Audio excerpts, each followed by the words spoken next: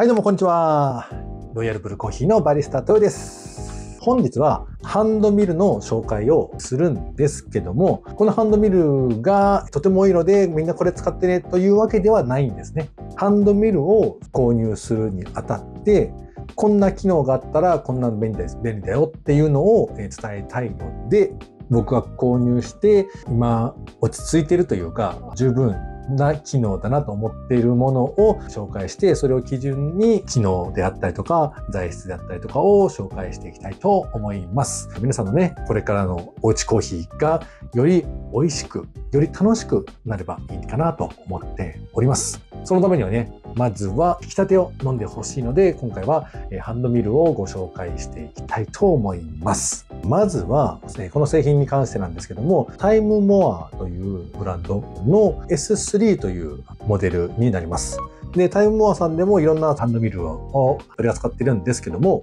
その中でも比較的上位モデルになる製品になります。正直高くて手が出せないよとか、いきなりこんな高いの買えないよっていう人ももちろんいるので、まずは参考にね、聞いてもらったらいいと思います。ただ、もしこれからもコーヒーを飲み続けるのであれば、ちょっと背伸びしていいものを買うと余計なお金が出ていかないので、トータルで見るとコスパは良くなるんじゃないかなと僕は思っています。僕のようにね、いろんなの、入門モデルからどんどん買っていくと、結局より多くのお金をね、払っていくことになるので、その経験を皆さんにフィードバックするので、ぜひね、活用していってもらえたらなと思います。で、この S3 を説明していくんですけども、まず2つとても気に入っている機能がありまして、まずは粒度の調整っていうんですかね、粉の粗さを調整する箇所が外なんですよ。ここをこう回していくと、エスプレッソからハンドドリップやフレンチプレスなんか粗いやつから細かいところまで引けるハンドミルになります。はい。一般的なものというか、これよりもハイグレードのものや他のメーカーのものって粒度を調整するのに、この中、ここを下開けて、ここの下で調整することが多いんですね。下で調整するのももちろんいいんですけども、何が問題かというと、こう引く前に今どの位置で調整されているかがわからないので、いちいち中開けないといけないっていうのと、例えばもうガリガリっとやってしまった後にあれってなった時に今いくつだっけって調整するのもいちいちまた中開けて下を見て、でこうもうここに入っている状態でこうまた調整しなきゃみたいな感じのことをやらないといけないので、それよりかは外でこう調整する方がとても楽です。よくやっちゃうんです。引いてる途中でなんか硬いなとか思った時にハンドドリップをこれからやろうとしているのに、エスプレッソの細かさで引いてしまって、途中まで引いてなんか確認したらしまったみたいなことがたまにあるんですよ。で、この外に流動計というかそのメモリがあると、今どの位置で流度がどれぐらいかっていうのが外だからわかるんで、そうするとそういったミスが少なくなるんじゃないかなとは思います。で、なおかつメモリがついてることで、今回この粗さでやりましたと。ちょっと飲んでみて、ちょっと粗めかなとか、もう少し細かい方がより味が出るなと思った時に、じゃあ今回はもう少し前回よりも細かめに示してみようとかいう風なことができます。メモリがついているので。で、下の調整のやつだと、大体はメモリがついてなくて、一番きつい状態から何クリックかとか、クリックっていうのはカチカチカチっていうんでクリックって言うんですけども、これ何クリックか、もしくは1周半とか2周と4分の1とか、そんな感じで覚えないといけません。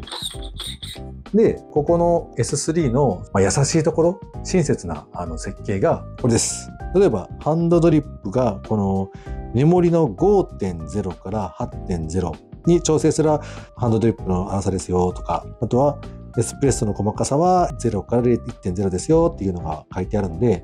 これはものすごく親切なんじゃないかなと思っています。はい。で、ここにこのメモリが、この赤い点がある、ちっちゃいですけども赤い点があって、この点を例えば1の方に持っていくと、ね、この0から 1の間、1.0 の間がエスプレッソの、細かさですよっていうのがわかるんで、これはとてもいいと思います。で、もう一つの素晴らしい点というか、気に入っている点は、この中の薄のデザインと材質ですね。薄の材質は大きく分けると、ステンレス製かセラミックっていうのがあるんですけども、断然にステンレスの方がいいと僕は思います。セラミックももちろんいい、材質的に優秀なポイントはあるんですけども、一番重要な砕くというのに少しやりづらい部分があると僕は思ってます。包丁で説明すると分かりやすいかもしれないんで説明するんですけども、一時期セラミックの包丁が流行ったと思うんですよ。でセラミックって匂いがつかないとか、いろいろメリットがあるんですけども、重要な切れ味っていうのは一般の包丁よりも切れ味は良くないと僕は思ってます。切れ味が悪くなったらステンレスの包丁は研ぐことができるけども、セラミックって確かそんなに研ぐことができないか、もしくは特殊なやつしかできなかったと思うんで、切れ味は良くなかったと僕は思います。やはり僕はステンレスの包丁が切れやすいと思います。で、このミルも同じことが言えて、ステンレスの方が砕きやすいですし、力加減も小さな力で引くことができて、なおかつ早いんですよ。例えば1回2回3回転とかするんですけども、セラミックの場合だとより多く回さないといけない。入れた豆が全部粉になるまでの時間が長くなってしまいます。でしかもより力いるし、僕はおすすめはしないというか、僕は使いたくない部類にはなりますね。同じステンレスでも中のデザインによってやりやすさっていうのは変わるんで、同じステンレスの中でもこれは比較的回しやすい、砕きやすいデザイン設計になっていると僕は思います。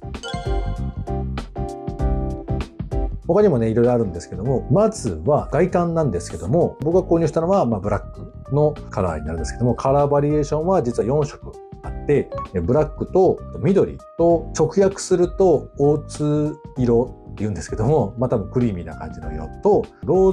ズゴールド、ピンクゴールドかな、この4色があります。で、好きな色が選べるって思うんでいいですしね。で、全部がマットな感じで質感が結構いい味を出してると僕は思います。で、心臓部はステンレスですけども、それ以外の部分っていうのは、これアラミ合金とか使ってるんで、多少軽くしてあると思います。で、このボディの部分のこのギザギザなんですけども、このギザギザは実は滑り止めの役割になってて、こう回すときに手が滑らないようになっています。はい、細かいところもちゃんと考えられているんですね。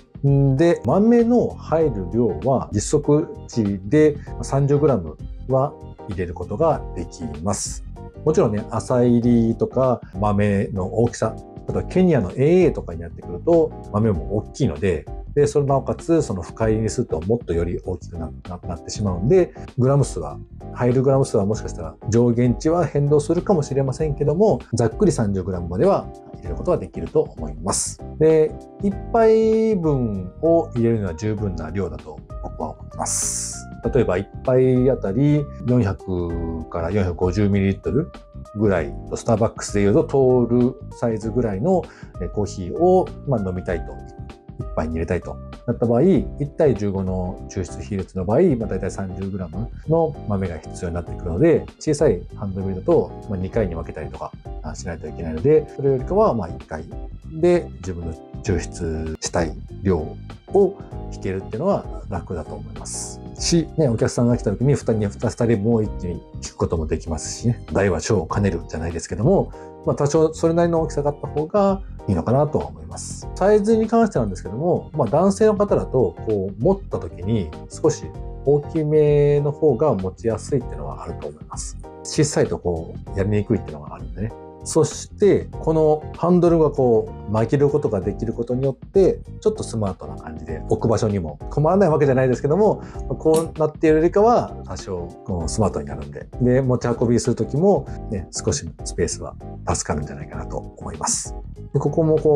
回る仕様になってるんで、もうとても回しやすいですね。この下の材質、ここ粉が入っていくんですけども、これアルミ合金のアルミの材質でもちろん軽いんですけども、それ以外にも静電気対策にもなっていると思います。っていうのは、例えばプラスチックとかガラスはとかわかんないですけども、プラスチックの場合だと静電気が起きやすいし、帯電しやすいので、微粉であったりとか、その辺が残りやすいっていうのがあるんですけども、アルミ合金だと、それが多少軽減されるんじゃないかなと思います。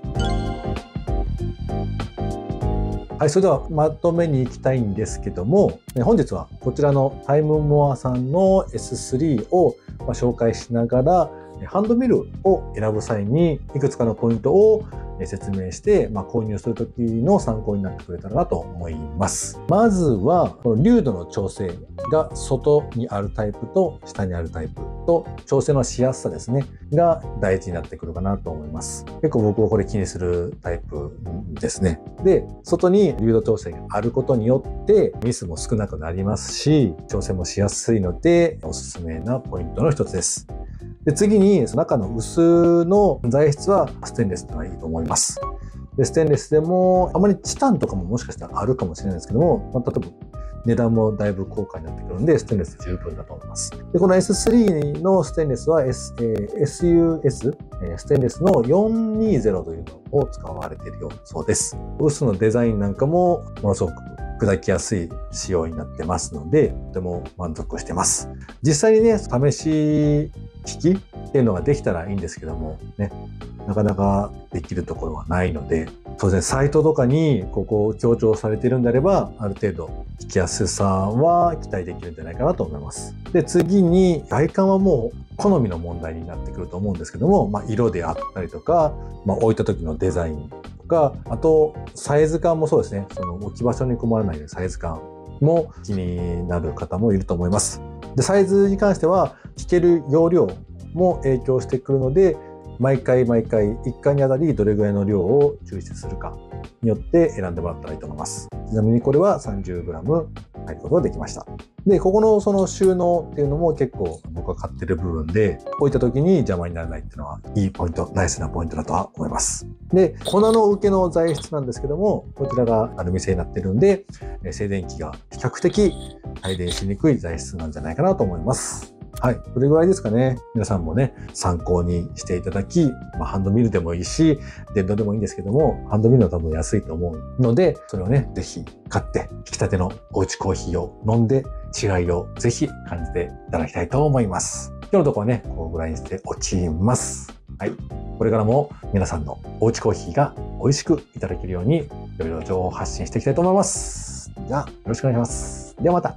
如果你覺得這個影片有幫助，或者是喜歡，多多幫我按讚，這樣子我會更努力的製作新的影片。如果有什麼疑問，留言給我，很歡迎提問。如果你訂閱了頻道，當最新的影片上傳的時候，你會接收到通知，你就不會錯過哦。讓我們一起繼續追求對你來說美味的咖啡吧，下次見。